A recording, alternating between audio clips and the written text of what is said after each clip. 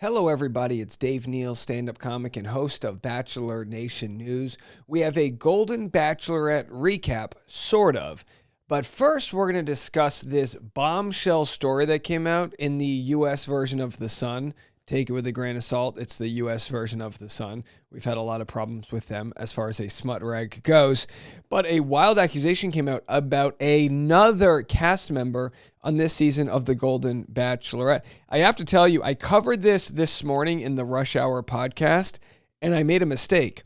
I assumed this was the same restraining order that was discussed about another cast member named Gil. Gil Ramirez has a temporary restraining order, I believe, on him now that will be adjudicated, I guess, very shortly. I think this month.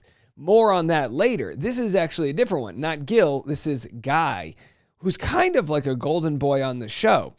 But he's been called extremely unstable. Golden Bachelorette star Guy Gansert's ex claims he threatened to shoot her in request for a restraining order. Let's get into it. Let's just read what was written here. We don't have the actual court documents, so this is just coming from the U.S. version of The Sun.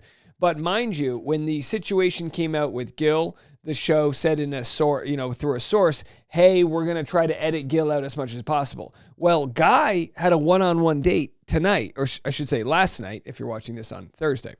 The retired doctor often flips to anger in text messages, the ex alleged in court documents. So these documents, I believe, are not exactly new. They're from a split in 2021, which means why couldn't the show get a proper background check and figure all of this out? According to court records exclusively obtained by the U.S. Sun, Guy, 66, physically tried to threaten a former partner in 2021 after the split. Now, I don't know what physically tried to threaten means. Again, we're just going to read this. I can't offer much thought. We'll have to see if he responds to what actually happened or his side or whatever. On October 12th, 2021, a woman filed an application for a protective order against DV after an alleged startling encounter with Guy.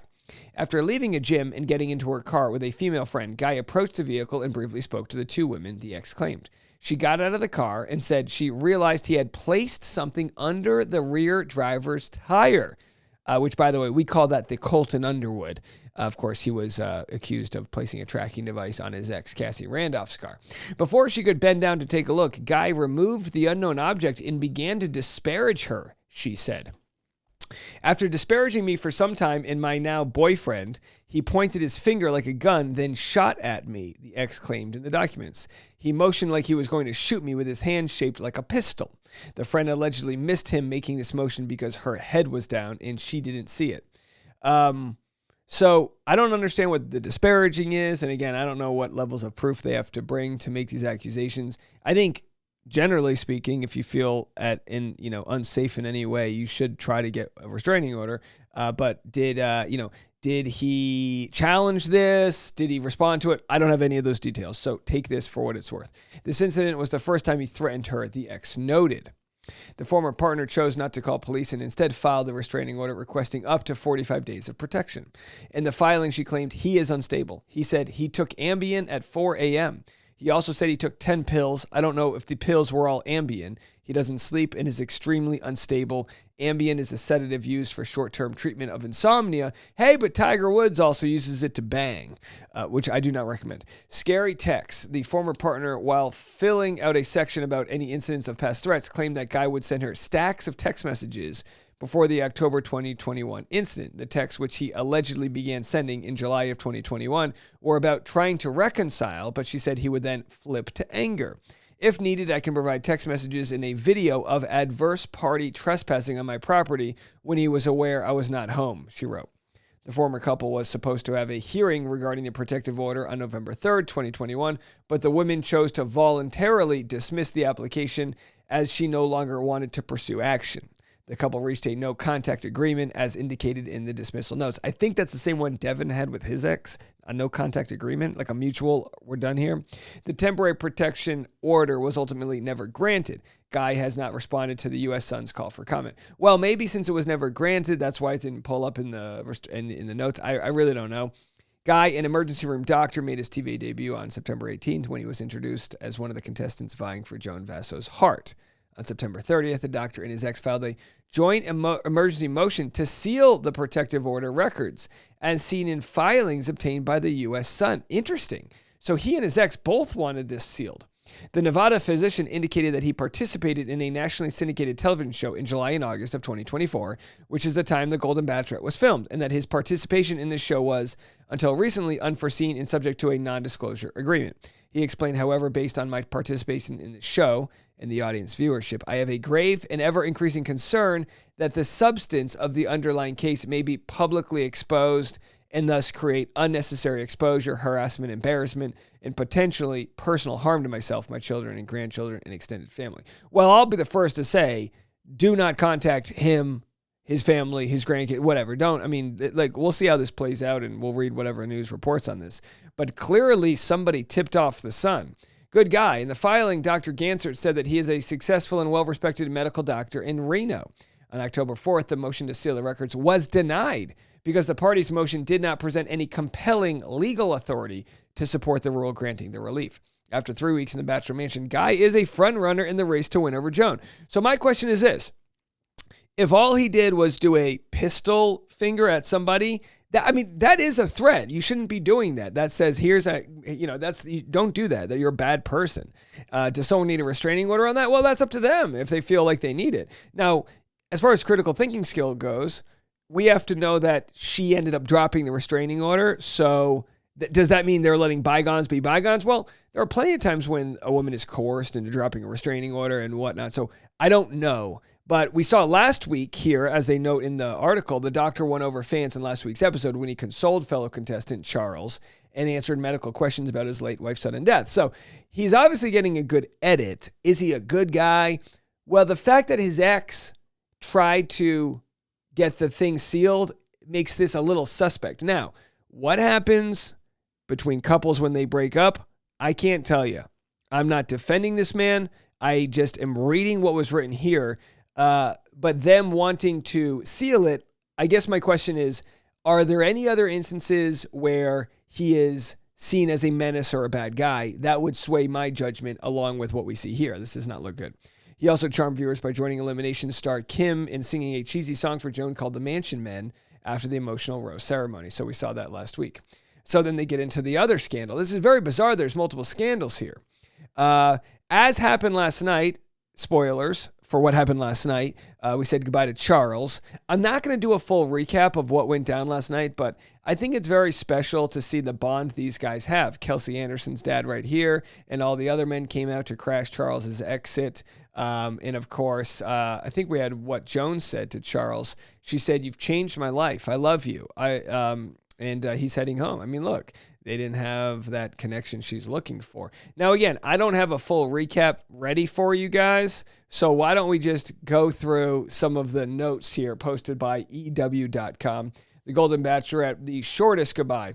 This week on The Golden Bachelorette, Chalk left temporarily to deal with a family issue, and the men bared it all on a striptease group date. And who do you hire when there's a striptease group date? Well, you hire Caitlin mother effing Bristow.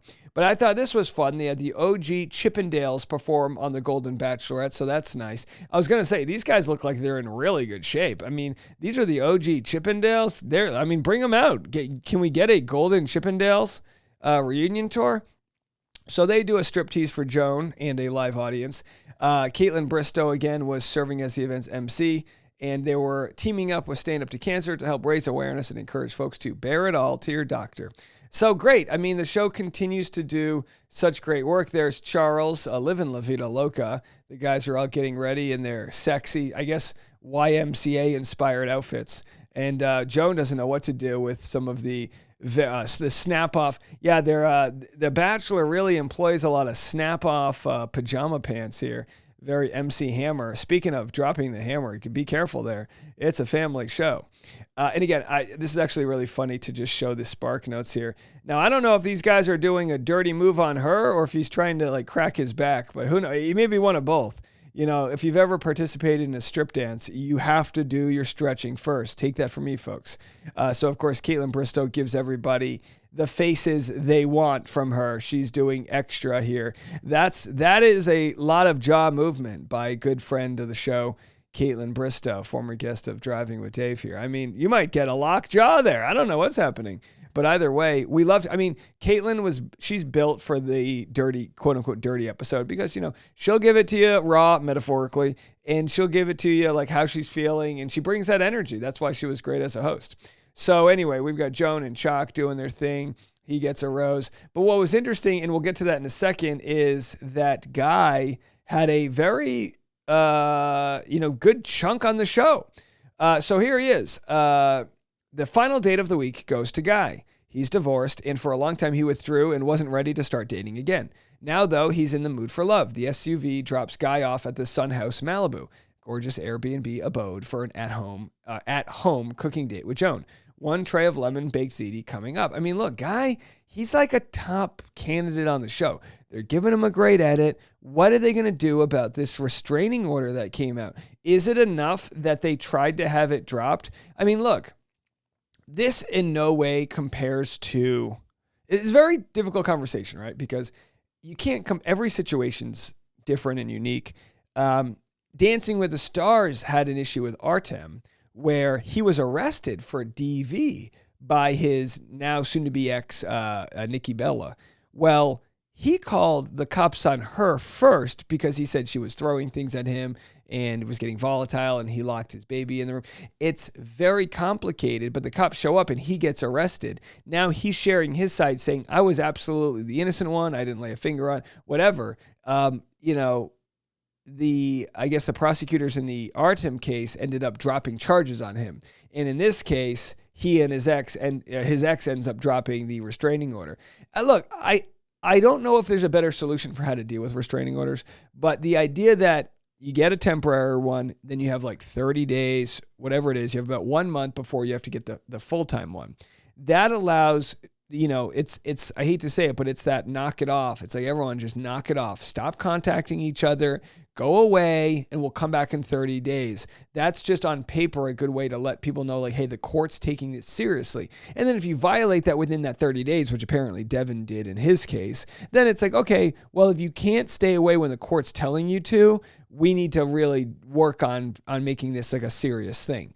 And every situation is different. In the Colton Underwood, Cassie Randolph case, Cassie ended up dropping her temporary restraining order against Colton Underwood. They made a deal. She probably got paid, if you ask me. She probably got paid a couple bucks and wanted it all to go away, knowing because that's one of the problems. Cassie Randolph probably didn't want to sink Colton Underwood's ship. She probably still loved the guy. She just wanted him to back off and quit tracking her.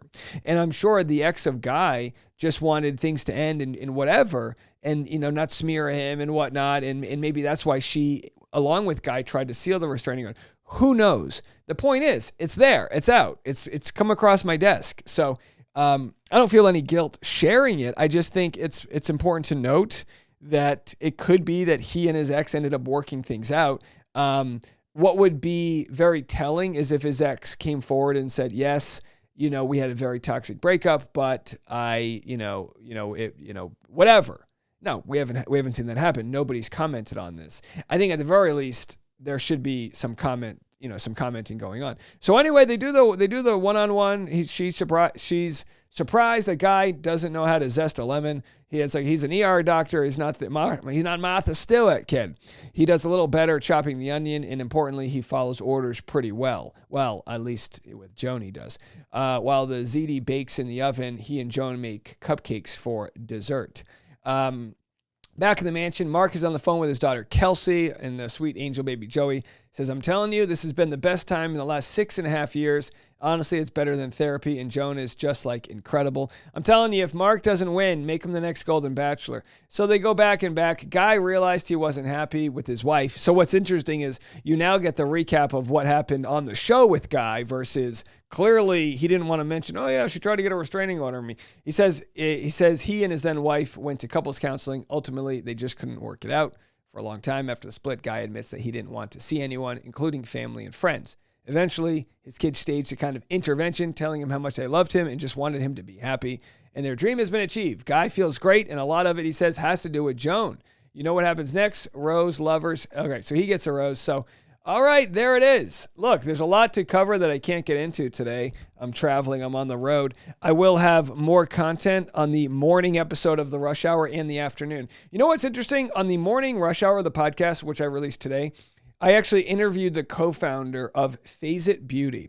It's the company that Taylor Swift wore the glitter freckles on Monday night. They're going absolutely viral because she endorsed their company. And I interviewed her on this morning's episode of the Rush Hour podcast, specifically talking about what it's like to have your company deal with the, I think, 2,500% growth that happened overnight. So very interesting stuff. A lot of girl boss, great moments there. You're going to love that conversation. Good motivation for you.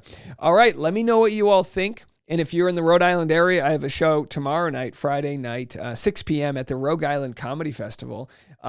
Ticket link in my Instagram. Just reach out to me. I think the show might sell out, so make sure to get your tickets now if you're going to come to that show. And we'll see you then. Bye, everybody.